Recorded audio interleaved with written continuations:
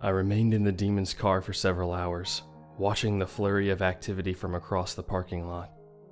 I held his keys tightly, ready to escape at the first sign of trouble. I wasn't sure exactly when I'd grabbed his keys, probably when I was looking for his identification, but the instinctual act had been very fortuitous. In addition to providing a hiding spot, the keys seemed to keep my random laughter and mania under control. Whenever I felt like laughing or crying, I squeezed my palm around the sharp bits of metal to the point of bleeding, and the pain kept me focused.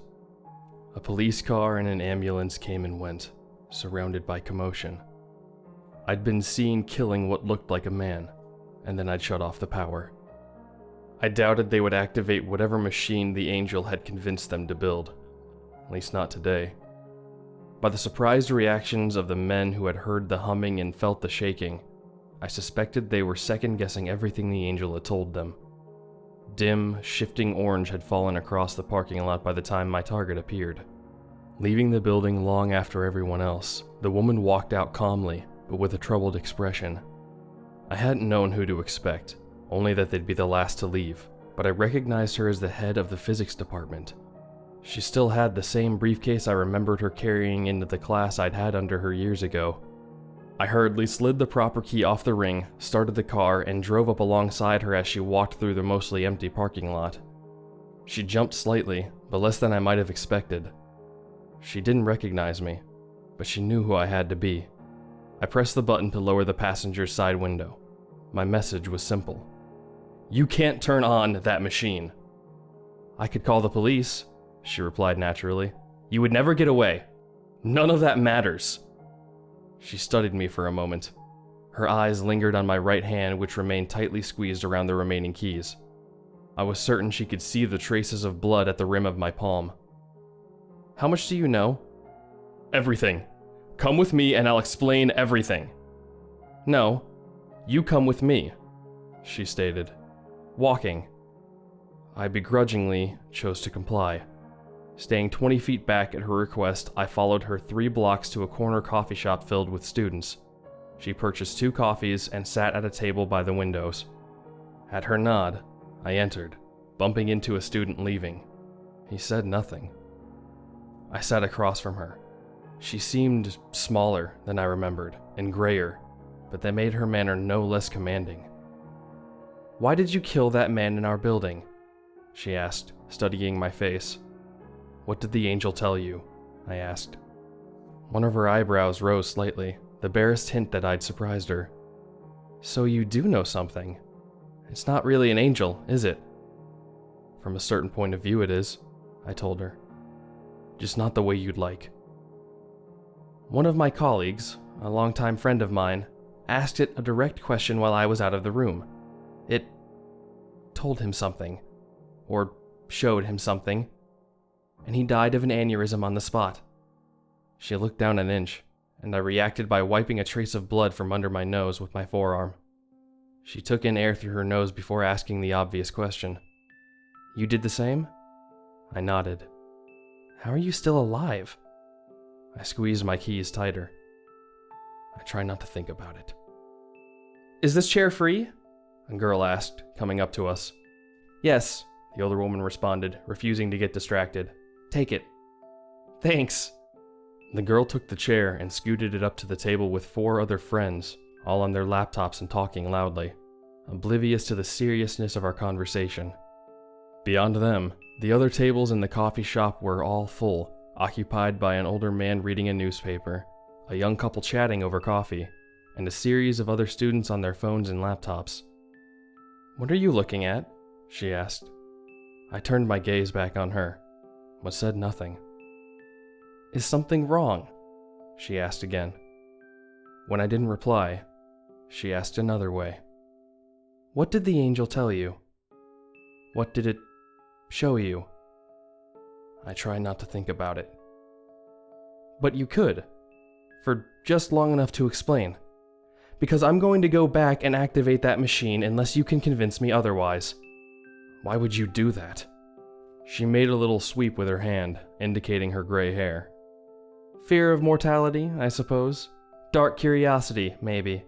In many ways, too, I just don't think the human race has a very good track record. Maybe it's time to gamble on a higher power. I slammed my fist on the table between us, causing our 2 untouched coffees to jump slightly. None of the other patrons in the cafe seemed to notice. I'll tell you what it told me. I'll tell you what it showed me. It doesn't lie, it doesn't think it needs to. The angel thinks it's helping us. She watched me intently, waiting. A terrible pain welled up in my forehead as I carefully danced around the concepts, ideas, and experiences the angel had given me to fulfill my request for a definition. I couldn't think about it directly. It was far too intense, far too horrible. But I could certainly describe around it. A tiny drop of blood eked out from my left eye as I prepared my words. "What are you?" I began. "What? A human woman? No, I mean, what are you?" "I try to be a good person. You could also say I'm an academic and a grandmother." I shook my head. "A human woman is your physical body, and what you just described is your personality, but what are you?" "Philosophically?" she asked. "I guess so. The thing that says I in your head. The thing experiencing life at the captain's chair of a body and a mind." "My consciousness." I nodded. "What is it?" She frowned. "I don't know. That's something that philosophers have debated over for centuries." I kept nodding, and absently stared down at my untouched coffee as I began preparing the next step of my roundabout explanation. Your self can't look at itself, it can't describe itself, because, fundamentally, you can only look outward. You see through connections to your mind, which send your perceptions using data it gets from your body. I squeezed the keys tighter as I continued. The body can be damaged and destroyed. The mind can be damaged and destroyed. But nobody has ever found that perceiving self. "Right, because it's not a physical thing, as far as we know," she replied, not sure where it was going. "Suppose that self is a real thing. Suppose it's an organ, like any other, only it isn't in our traditional 3 physical dimensions. We lack the tools to interact with the dimension in which our self resides. But let's say you come across an entity which does exist in those higher dimensions, which can see your perceiving self from the outside. Could even, say, latch on to a part of you, carefully slice higher dimensional tendrils and membranes, and pull you right out of your own body and mind." She seemed to grow paler the more I explained. I looked around before continuing. Now what do you suppose a person who has had that part of them cut away would look like? "They don't just die?" she asked, picking up her coffee and sipping it almost as a defense mechanism. "Why would they?" I asked intently. "Their heart is still pumping. Their brain is still alive with activity. A cat doesn't have a self, but it's alive. A dog doesn't have a self, but it has a personality. If it gets hungry, it seeks out food, and can even solve problems to do so. And if you hurt it, it reacts. If it had the words, it would say ouch, and ask you to stop. That's all the work of the brain, memories, and neurons. And those are all still there, in someone who has had their self forcibly cut out." "So they just go on like normal?" she asked, subtly disturbed. "Walking around, eating, sleeping, watching TV, and talking. No difference at all. The biological machine's still in operation, even with nobody at the helm." "Maybe you'd sense a lack of spark," I said quietly. "The engagement isn't there. The interactions are all still there, but it feels hollow somehow, or limited. Because you're not really talking to a person. You might as well be talking to a pile of tissues and cells." I leaned forward over my coffee. "What if I told you we're alone in this coffee shop, right now?" She froze, and carefully looked around at the man reading the newspaper, the students on their laptops, and the girl that had taken the chair from us. As she studied them, I could see the horror creeping up behind her stalwart expression. "They're just animals," I whispered. "It's already happening. You wouldn't even know except for a slight hollowness. a greater tendency toward knee-jerk hatreds and ignorance, and a lack of poetry. "Not animals," she whispered back unhappily. "Corpses, walking, breathing, eating, biological machines, and nothing more. These people have all been murdered. Nobody has any idea." I nodded. "The lights are on, but nobody's home." "But how is it already happening?" she asked. "I haven't activated the machine." "Time is just another dimension," I guessed. "Even if there's the slightest chance you will turn it on, then the angel's creator will come here, and I don't doubt it can't reach back and slice us up from the future, one by one." "Then I won't turn it on," she countered. "You already did. Or will. Apparently." Her expression dark and despairing as she watched the animated lifelike corpses in the coffee shop and on the night-shadowed sidewalk outside. "What happens to the part it takes?" I felt a warm, thick liquid dripping from my nose as I danced along the edges of the experience. Imagine your sight shrinking, your sense of touch shrinking, your hearing shrinking. That's it, slicing each one of your connections to your mind bit by bit. And then your memories go. Those are in your brain. Your emotions have physical components in your body, but you keep those, at least for a while. You can feel yourself being snapped off bit by bit, full of fear and confusion and terror, but unable to do anything about it. You are, in the most complete and ultimate sense, helpless. She watched me with a sense of hopeless disbelief. Everything goes black. You don't know who you are or what you were. You only know that something is terribly wrong. You can't scream for help because you haven't been left the idea of anything outside yourself. And then layer by layer, it starts digesting you. You start to lose what basic fundamental concepts even the self is made of. Each of your emotions etched away one by one until only the single most basic core is left. It leaves you lying there in some unspeakable state. There's nothing left to take from you. You don't even have the capability to know that something has happened to you. That's all that remains of your sense of self. You become a soundless scream of pain and terror. Forever. She trembled. It said it would relieve us of suffering. And it will. Just not the way you'd like. We sat in silence for nearly a minute. "We'll just be a world of living corpses," she finally thought aloud, staring at the table. "Animals going through all the motions of life without a single sentient being on the planet. A crowded, lonely planet. An unthinkable tragedy gone completely unnoticed." As she spoke, she slid her briefcase towards me under the table. When the power went out, I did have the good sense to disconnect the hard drives." "What is it?" "It's the angel. I saved it on these drives." "It didn't get away?" She shook her head. I breathed a sigh of relief. Was this hope that I felt once more? "Destroy the machine." "I will," she promised.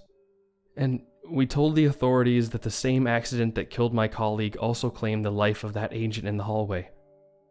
Nobody's even aware there's been a murder." "Why did you lie? Less questions about what we were doing in the lab?" I believed her. Neither of us said anything for the space of several seconds. I straightened in my seat. "Is that it then? We just go on living?" She looked over at the students next to us. "I don't know if I can ever forgive myself for what I was about to do. I can only hope their inner selves will be returned if I truly never activate the machine. Maybe time will zip itself back up, and that thing won't be in the future to reach back and carve them up." "Maybe," I told her. "I honestly don't know." She departed without another word. I could tell she hoped never to see my face again. I wasn't in trouble with the authorities, but she still had no idea why I'd killed what looked like a man in the front hallway of her physics building. I went for a walk, following the campus streets at random, briefcase in hand. The night was warm and humid, and rather pleasant once I got used to sweating lightly. I came to a bridge, still light with relief. If there was anything in life I ever did right, it would be this. I held the briefcase containing the Angel's hard drives over the edge, watching the river below. So misguided, I said to the briefcase. How many lies did I have to tell to protect you? The Angel couldn't respond, of course, but I had the strangest sense that it could hear me somehow. I wanted it to know. I needed it to know. So limited. You could show me the truth even if you couldn't understand it yourself. Just a little outside your programming, I guess. If you'd actually opened that portal, your nice little universe would have suffered the same fate as ours. I opened my hands and watched the briefcase fall, then sink into the black waters below. My willpower exhausted, I dropped to one knee, blanking my thoughts, mental misdirection, even abject pain. All my strategies have been exhausted. It finally had me. I instinctively grabbed at concrete, but no physical leverage would save me. One by one, I felt my senses being cut. One by one, I felt my memories snapping away. I'd lied so much to protect that misguided angel and keep that other universe safe, but this torturous part I'd told in earnest. I wanted to cry, but that capability was already being carefully sliced off. The only thing I could hope for, really, was that my body and mind would pick themselves up, dust themselves off, and proceed to have a decent enough life.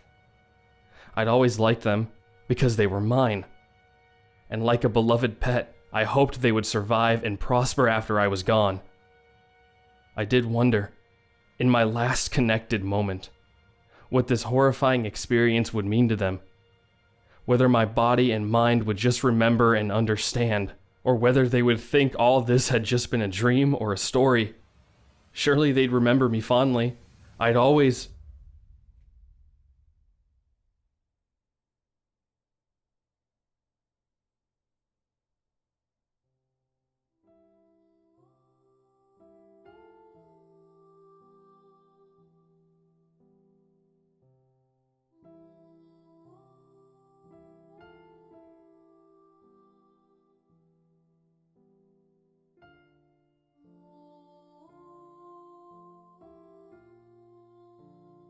I stood.